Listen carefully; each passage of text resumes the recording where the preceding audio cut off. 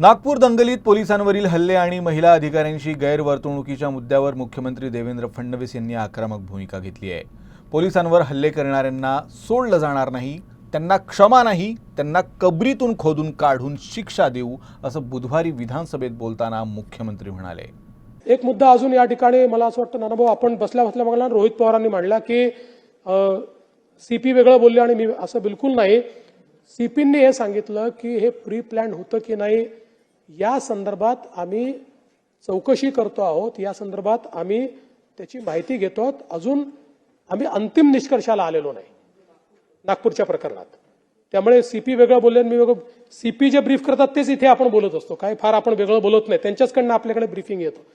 आणि मी पुन्हा सांगतो नागपूरच्या प्रकरणामध्ये ज्यांनी पोलिसांवर हल्ला केलेला आहे त्यांना कबरीतने खोदून काढू, सोडणार नाही। बाकी सगळ्या गोष्टी क्षम्य आहेत, पण पोलिसांवर हल्ला हा क्षम्य नाही।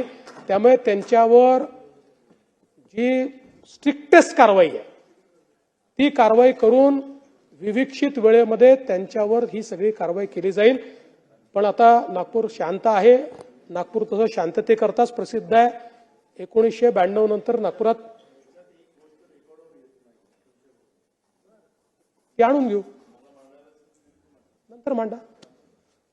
त्यामुळे 1992 नंतर नागपूरमध्ये कधीही दंगल झालेली नाही। त्यामुळे परवाचा झालेला इन्सिडन्स हा काही लोकांनी याच्याकरता काही हा समाज तो समाज असं नाही, पण काही लोकांनी हा जाणीवपूर्वक केलेला त्या ठिकाणी लक्षात येतो।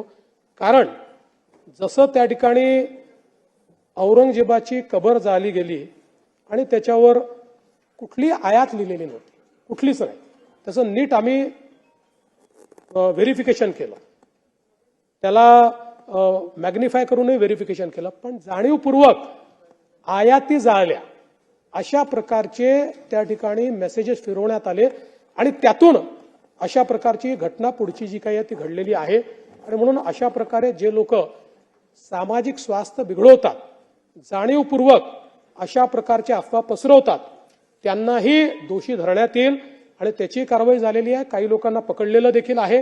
त्यामुळे या संदर्भात कुठल्याही परिस्थितीमध्ये अतिशय कडक कारवाई ही केल्याशिवाय आम्ही थांबणार नाही।